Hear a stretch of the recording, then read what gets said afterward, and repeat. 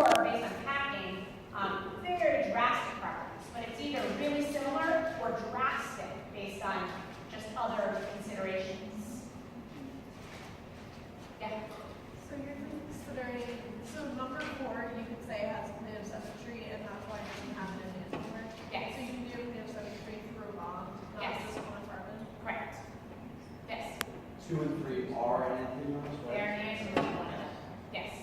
So this guy is R. This guy is R2, right? So we're going to next R. And this guy is SS. RR and SS will always be separate, unique things. Yeah. That's why configurations are really helpful. Because when you assign RR, you let it go, right? You're like, I'm not going to stare at this guy anymore. It's RR, I don't need to worry about it.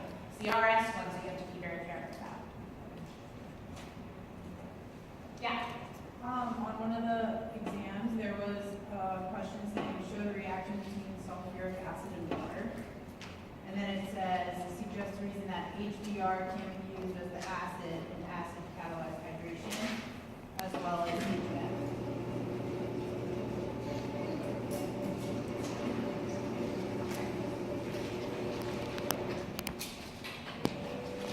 Well, that raises that's a really good question. It's actually one of my favorite questions. So H2SO4, right?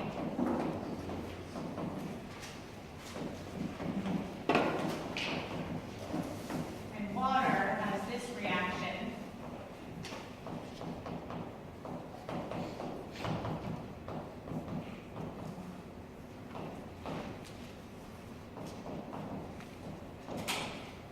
Okay. This pK is minus 1.7.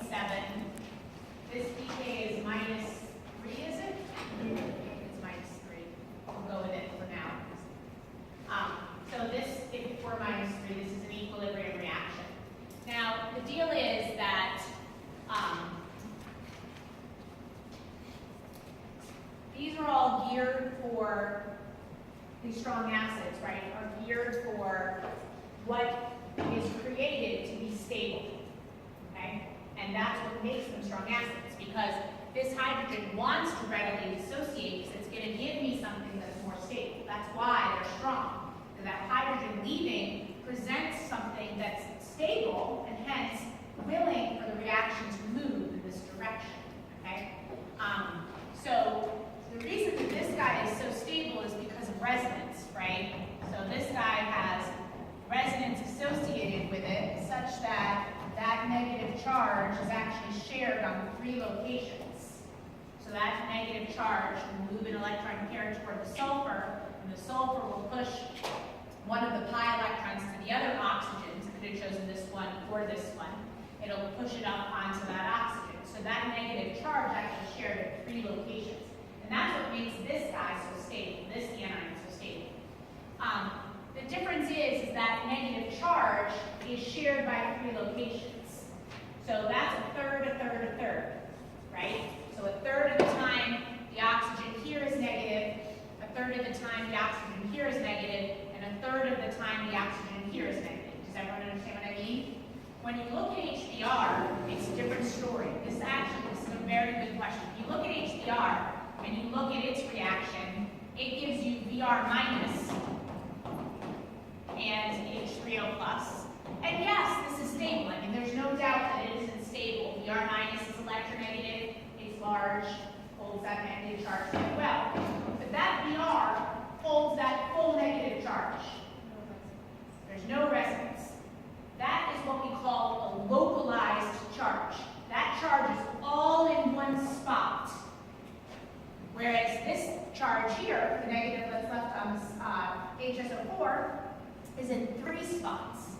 A third, a third, a third. So it's like having a 1/3 negative charge, a 1/3 negative charge, a 1/3 negative charge. Here's the issue. We're moving into, when we get into reactivity, places where we're looking for nucleophiles, things that have a negative charge that are going to go react. This is much better at reacting, because that charge is all in one spot. This is a piss-poor reactor, because it's only a third negative, a third negative, a third negative, right? It's really bad. So this doesn't get involved in reactivity, whereas this does, because it leaves behind a localized charge. And that's what we learned. But the acid-base chemistry right? This would be -7. This guy would be -1.7. So for sure, this would have a smaller arrow back, but some arrow back. I would say no arrow back at all would have to be 10 or more units, right? Some large number of units that you know, right? It's not ever coming back. Even then, there's a tiny little arrow, but we don't need to show it. We don't need to be that dramatic. So then HF is kind of the same idea, correct? So HF is actually even better because, yeah, I see where you're going with this. So if you look at HF in water gives me something like this. So F minus, which localized charge, I'm with you, good, right? And if I look at the acid-base chemistry, this is -1.7, this is 3.2, right? So this guy is actually moving back this way, in essence. But what that really means is that F minus is actually a better base than Br minus, right? Because this isn't dissociating as readily because it's not giving me something that's weak and unstable. It's giving me something that's strong and reactive. And that's why it doesn't dissociate readily. Because what I get in the end is not weak and unstable. Weak and unstable, right, or stable would mean that I'm moving in a direction, right, that I'm going to the lowest energy. I'm not doing that with HF. I did that with HBr, I'm doing with H2SO4, but HF, no way. And the arrows show me that. So the arrows are saying, this is -1.7, this is 3.2, that's the stronger acid, this is the weaker acid. The arrow is coming back to the left more than it's going to the right. Okay, and the reason that would be is because these products are less stable than when I started. Yeah. So the exam question said H2SO4 reacts with water, probably something like show the acid-base reaction, and then explain why this acid is used over HBr in one of the reactions that we're going to talk about, which is acid catalyzed hydration.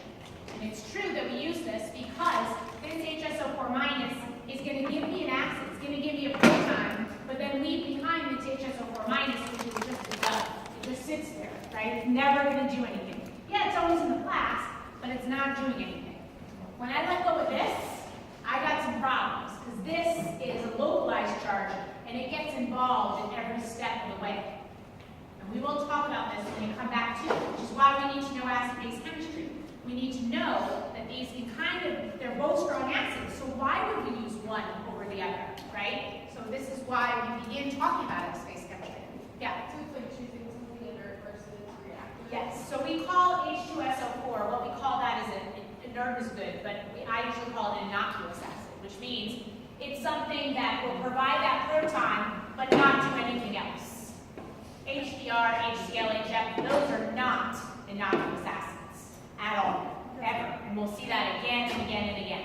So the two innocuous acids are H2SO4 and H3PO4. If I just want a proton, make things acidic, great to use, but they're never, that's all they're going to do. So our end game is just to get hydrogen.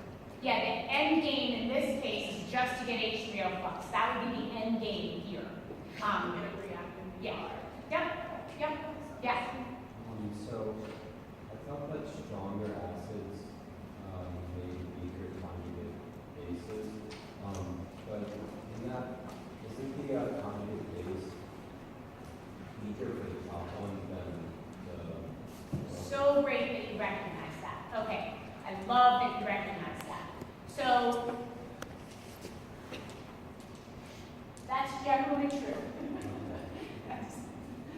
You really get a shade of gray in the review session. I love when the shades of gray come out at the beginning.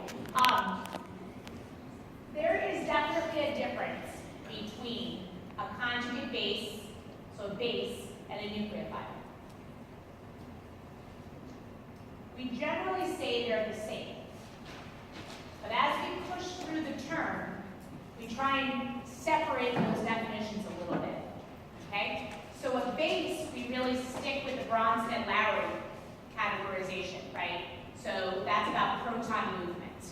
A And so, yeah, the VR minus is pretty much going to stay out of the acid-base chemistry once it forms, right? It's not pushing back. Do you know what I mean? But while it might not be such a great base, it's a good nucleophile. A nucleophile is something that's going to be a Lewis term. A Lewis term, Lewis base, says that we are going to give away our electron pair to form a bond. That's what it means.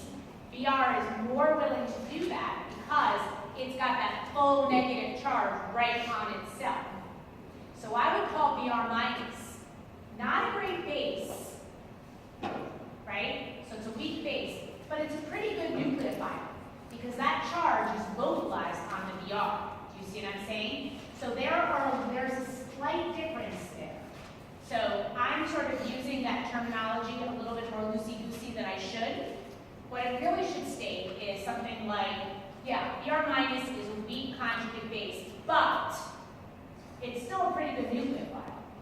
Whereas HSO4 minus might be a little bit better conjugate base. It might push back a little bit more, right, a little bit stronger, but it's not a good nucleophile because it only has a third negative charge, right? So it just doesn't have the gusto to go make a bond, a new bond, not to hydrate something else.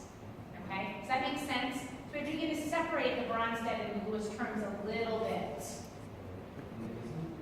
Isn't the thing that makes something a weaker base though, like more resonance would be a factor that would make something a weaker base? Okay, so I think you guys are getting this from discussion, and I'm not sure whose discussion, and I'm not trying to point fingers, so don't think that I can in any way, shape, or form. But I was talking to these girls behind you about it, who I don't know their names. They just come in all together, always. Although only 2 of them came this morning, I was wondering if they ate with their earlier. It's okay.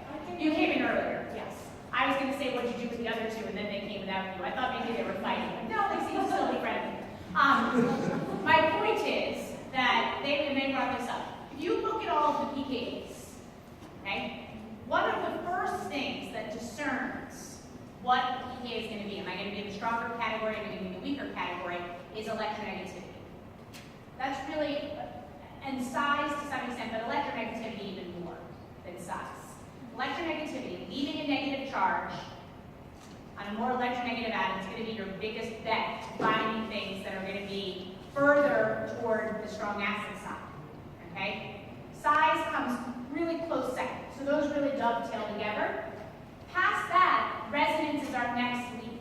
Okay? So if you look, for instance, something like this. If I look at this guy, whose pKa is 16, and this one, whose pKa is 10.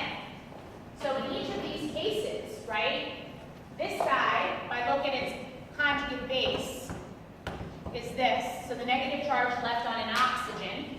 An oxygen is a little bit less electronegative than the Cls and the Brs, right, that I had there. Okay? And it's localized. And there's no way to get it away from that oxygen. Full negative charge all the time on that oxygen. If I look at this guy also directly leaves the negative charge on the oxygen. And yeah, that's the best place for it, for sure. But it can share that charge because it has resonance. So you can begin to show resonance structures, right? So one resonance structure is this. It's not as good as the original, right? This resonance structure, the nitrogen group, is not as good as the original because the negative charge is on a carbon and not on the oxygen. So definitely this resonance structure is more stable than this resonance structure. But that negative charge can be localized there. So that stabilizes this conjugate base and brings the acidity of this more toward the strong side, comparatively just to a regular old alcohol. But truth be told, you bring out that resonance argument when you're comparing like things, like 2 apples. So this is now like a green apple and a red delicious apple, right? They are different in terms of their tartness, but they're both apples. Do you see what I'm saying? So resonance is not the first place we go. I like that, they're trying to gear you to think about resonance, and I think that's great, but at size electronegativity, resonance induction is really how we go. Now, you can certainly amass an example where resonance is going to take over, and I can certainly start pulling them out, but there aren't that many of them. There'll be a scattering of examples that I I can have this whopping resonance, right? And that's going to absolutely explain why the pK is something like 2, right, on a carbon or something like that, which is really crazy, but you don't generally see that. Does that make sense? So don't go to resonance first is my statement. It's electronegativity, size is a close second, right? And then resonance, then emission. Yeah. What was the conclusion of this example? So the conclusion is, so the question is really asking, can you draw out the acid-base problem? So we did. We drew out the conjugate acid and conjugate base. Can you put in the right reaction arrow? We did. We talked about why some of the reaction arrows